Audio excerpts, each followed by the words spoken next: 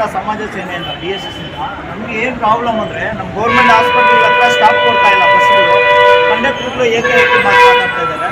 ಅದರಿಂದ ನಮಗೆ ತುಂಬ ತೊಂದರೆಗಳಾಗ್ತಾ ಇದೆ ಸರ್. ಯಾಕಂದರೆ ಗೌರ್ಮೆಂಟ್ ಹಾಸ್ಪಿಟ್ಲ್ ಇದೆ, ಪೊಲೀಸ್ ಸ್ಟೇಷನ್ ಇದೆ, ಸಾವಿರಾರು ಜನಗಳು ಬರ್ತಾರೆ ವಿಲೇಜ್ಗಳಿಂದ, ಅದ್ರಿಗೆ ಅವ್ರಿಗೆ ಸರಿಯಾಗಿ ಅನುಕೂಲ ಆಗ್ತಾ ಇಲ್ಲ.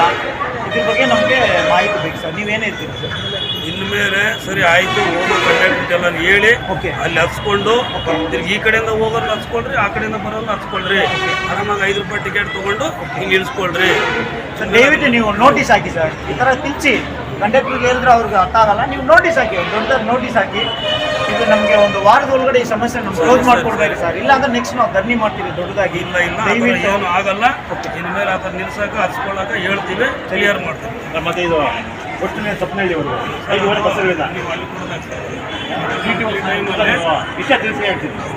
5 ಮೇಲೆ ಸ್ಕೂಲ್ ಕಾಲೇಜ್ ಮಕ್ಕಳು ಹಾಕೊಂಡಿರೋದು 106 ದಯವಿಟ್ಟು ಇದನ್ನು ಮಾಡೋಕ್ಕೆ